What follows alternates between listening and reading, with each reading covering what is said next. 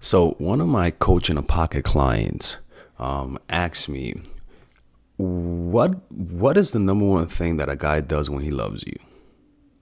Like the number one thing that he does and feels when a guy loves you. And I was like, you know what?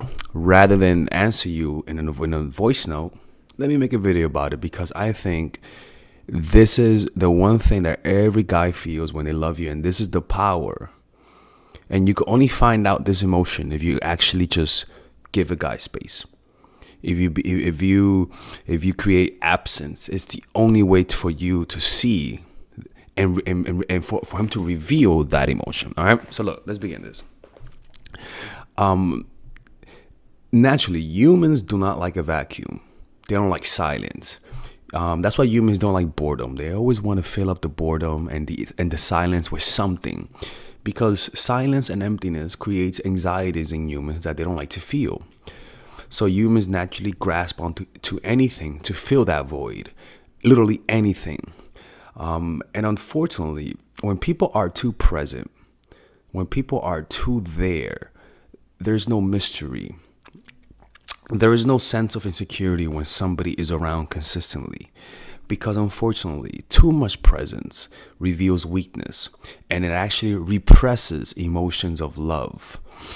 In your absence, they will, when you give a guy or even anybody, guy, girl, space, people forget all of your sins. They forget your neediness, they forget your faults, they forget the reason why sometimes they hate you, right?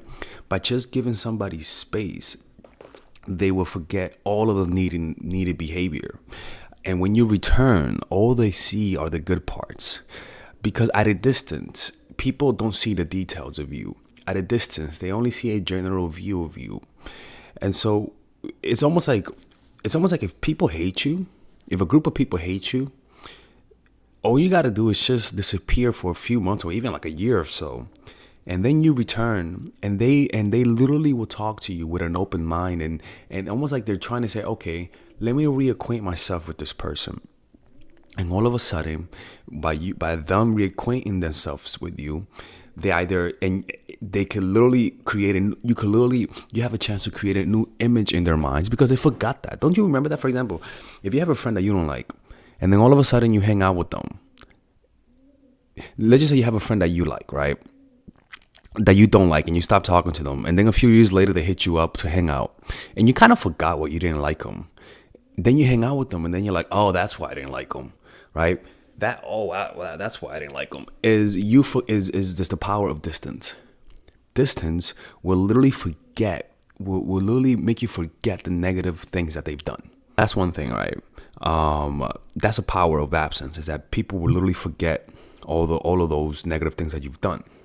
And as a result, when you are absent, then the emotion that naturally comes when a guy really loves you is that he'll feel like he misses you. Because naturally, when you're around people, they don't have that space to feel like they miss you. You will only know how important somebody is in your life if you give them space. You will only know how important a TV character is to a TV show only once they die. You will only know how much you really love somebody when they die or when they disappear from your life. That's when you may not really think you love somebody, but then let's just say that person dies. All of a sudden, you might even surprise yourself that you really miss them, because those are repressed emotions that are repressed simply because a person is there. Simply because a person is there, right? And so when you disappear in a guy, naturally, or the guy or the girl, naturally, when you pull away, he or she should feel like he misses you. And this person should contact you, should call you. This person should not be all comfortable at you being on vacation. This person should be consistently messaging you, saying they miss you, or even not saying they miss you, but all of a sudden they call you more. All of a sudden they text you more. Why? Because they're afraid of losing you. They don't know what's going on, or they realize your value. But the point is, in your absence, the guy or the girl should be making more effort in your absence. By absenting yourself, also by pulling away, You communicate that you have self-control. You communicate that there are more important things in your life than this person, which naturally creates almost like a triangle where they have something to fight for, where they feel like, wow, like I'm not their number one priority. Let me see what I could do to make this person so I could become this person's number one priority. Right? But if you create absence and the person is completely comfortable, doesn't call you, doesn't text you, doesn't initiate contact as much, you're wondering why doesn't this person do more effort? It just means this person either one, doesn't like you too much, or two, he's playing the game. Either or, you react the same way. You should also pull away. You should also not contact this person. Because what this person has to do naturally by just human nature, this person should feel anxiety. This person should feel a deep desire to connect with you, to see what's going on, to see who you're talking to. And if he doesn't do that, it just means that what's inside of him is not so intense that he has to take action. Because you got to understand, emotions are meant to help you take action. That's the whole point of emotions, right? When you love somebody, the emotion causes you to move towards that person. When you don't like somebody, that emotion causes you to move away from that person. It's just how it works. So if this person loves you and you disappear because of either one, you go on vacation, two, you're working too much so you can't see this person for a whole week, three, you break up with them, right? Four, they go on vacation. It doesn't matter. Even if they go on vacation, the fact that you're not there should ruin the fucking time. Even if they go on vacation, the fact that you're not contacting them is making them not want to be there anymore. I've been there before where I'm literally in the most beautiful place you could imagine. But because I miss one person, all I want to do is be there. All I want to do is contact them. All I want to do is not appreciate what's in front of me, but talk to this person. It's just how people work. There is no, and I talk a lot about this in my course, Natural Chemistry and the Psychological Game of Attraction, and Dark Game, which is for men. You have to play that game, right?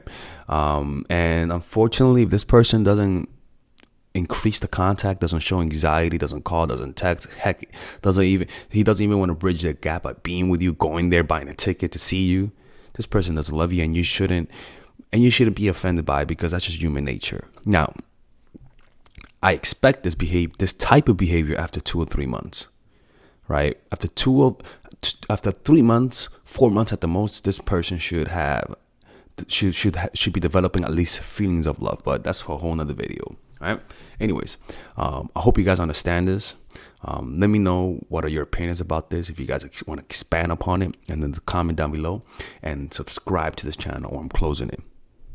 All right, ladies and gentlemen, if you guys ever want to learn how to use your feminine energy to influence people, learn how to use your masculine energy to become more assertive, and also learn how to blend both energies to improve your dating life, your spiritual life, honestly, your relationship life, your family life, your career life, this is the course for you. If I had to make a course for my nieces, I have 2 nieces. One is 19 and one is 15. 16. Holy shit. Oh my God, he's a bad fucking uncle. He's a bad uncle. Get him. Shut up, Melissa. You should get this course, right? And this is the course that I will make for them. So, for example, watch the curriculum, right? In the first week, we're going to be showing you how to establish a strong masculine foundation without letting it hurt your feminine energy. This masculine foundation is a source of who you are, right? It's your bodyguard. Without this, whatever feminine energy you create will be destroyed by the outside, because your masculine is your shield. So we'll talk about goal setting. We'll talk about how to develop a serious attitude.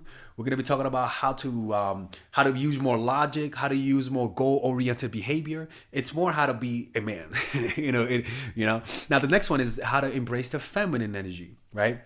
This one will teach you about how to minimize excessive masculine traits, developing self-awareness, healing abundant feminine energy, regulating your emotion, mastering voice qualities and facial expressions, surrendering control, and allowing pain to be felt.